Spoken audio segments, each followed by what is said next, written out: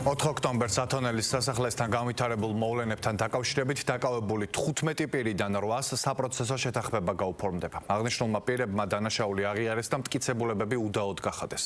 მათ პროკურატურა საპროცესო შეთანხმებას 3 წლიანი პირობითი მსჯავრით უფორმებს. დანარჩენმა პირებმა დღევანდელ სასამართლოს ხდომაზე განაცხადეს, რომ ისინი ბრალს არ აღიარებენ და 4 ოქტომბერს საქართველოს ინტერესებს იცავდნენ და ბრძოლას ბოლომდე გააგრძელებენ. ხატია ჯამალაშვილი მუშაობს თემაზე, რომელიც ახლა პირდაპირ ეთერში შემოგვიერთდება. ხატია, გისმით.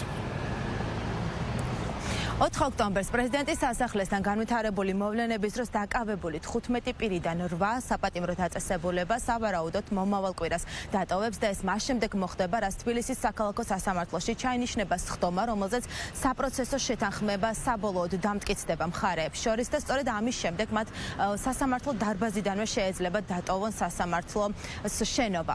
რაც შეეხება ამ გადაწყვეტილების მთავარ საფუძველს, დღევანდელ სასამართლოს სხდომაზე 8 პირმა სრულად აღიარა დანაშაული, მტკიცებულებები უდაო გახადა და თქვეს, რომ ისინი ეთანხმებიან პროკურატურის მიერ წარდგენილ ბრალს. შესაბამისად, პროკურატურა დაეთანხმა მათთვის საპროცესო შეთანხმების გაფორმებას და პირობა არის ასეთი, 3 წლიანი პირობითი მსჯავრი არის პროკურატურის მხრიდან წარდგენილი მთავარ პირობად და ამის შემდეგ უკვე რაც შეეხება დანარჩენ 7 პირს, მათ ისინი არ აღიარებენ წარდგენილ ბრალს კატეგორიულად, უფრო მეტიც ისინი აცხადებენ, რომ საერთოდ ვერ ხედავენ მათ ბრალეულობას პროკურატურის მიერ წარდგენილი მტკიცებულებების მიხედვით და ისინი ამბობენ, რომ იცავდნენ სამშობლოს და კვლავ გააგრძელებენ ასეთი პოზიციიდან ბრძოლას.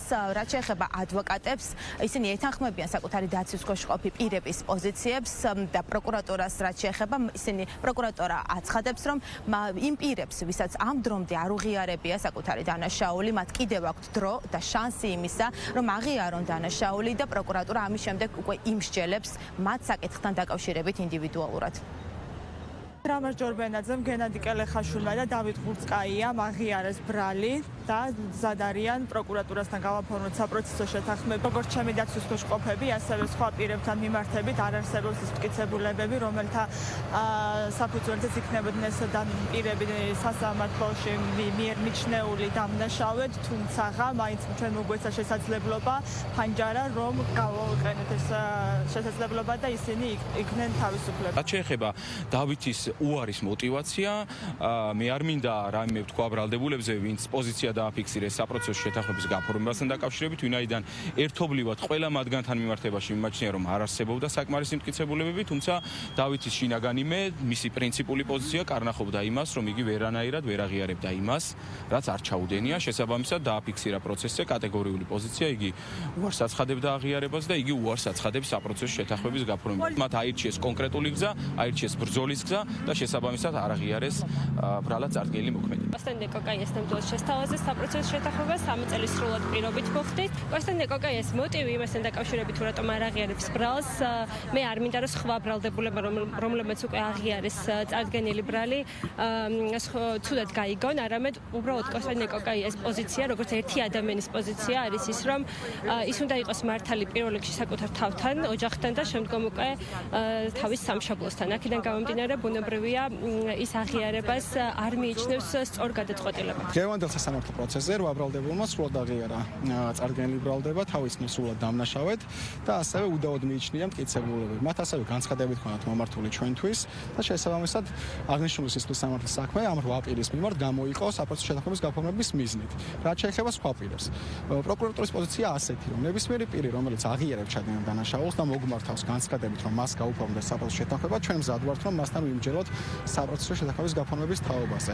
იმ დარჩენილმა 7 პირმა დღევანდელ სასამართლო პროცესზე განაცხადეს, რომ არ აღიარებენ ჩადენილ დანაშაულს და თავს არ ცნობენ დამნაშავედ, შესაბამისად მათთან რა თქმა უნდა არ მიმდინარეობს მოლაპარაკება საპროცესო შეთანხმების თაობაზე, თუმცა თუ შეიცვლიან პოზიციას, თუ ნამდვილად აღიარებენ ბრალს და ასევე თავს ცნობენ დამნაშავედ თლიან ბრალდებაში იმ ორ ეპიზოდში, რაც წარდგენილი, ანუ ჯგუფურ ძალაობაში, მონაწილეობაში და ასევე პრეზიდენტის სასამართლოს ჩაგდების ცდილობაში, რა თქმა უნდა ჩვენ მზად ვართ, რომ მათთანაც განვიხილოთ მიუხედავად იმის, რომ დღეს უარ განაცხადეს საპროცესო შეთანხმების საკითხი. იქიდან გამომდინარე, რომ დაკავებული 15 პირიდან 8 აღიარებს ბრალს, 7 კი არა, 7 პირის საქმე ცალკე წარმოებად გამოეყოფა და დაეწერება სხვა მოსამართლეს, თუმცა აღნიშნული სასამართლო განხილვაც უკვე დასკვნით ეტაპზეა და მხარეებს დარჩათ დაცვის მხარეს მხოლოდ დარჩა დასკვნითი სიტყვების წარმოთქმის ეტაპი და ამის შემდეგ უკვე ბრალდებულებიც გეგმავენ დასკვნითი სიტყვით მიმართონ სასამართლოს, რის შემდეგაც უკვე მოსამართლეს სათათბიროდ გავა, სავარაუდოდ მომავალ კვირას დასრულდება უკვე ეს ხდომა და ვნახოთ როდის გამოცხადდება განაჩენი, რაც შეეხება დანარჩენ პირებს საპროცესო შეთანხმების გასაფორმებლად. პროცესიც ასევე მომავალ კვირას ჩაინიშნება. 15 პირიდან დაკავებულებს პროკურატურა ედავებოდა სტრატეგიული და განსაკუთრებული მნიშვნელობის ობიექტის ხელში ჩაგდება და ბლოკირება და ჯგუფურ ძალადობაში მონაწილეობა. მადლობა, პირდაპირ ეთერში ხატია ჯამალაშვილი საუბრობდა.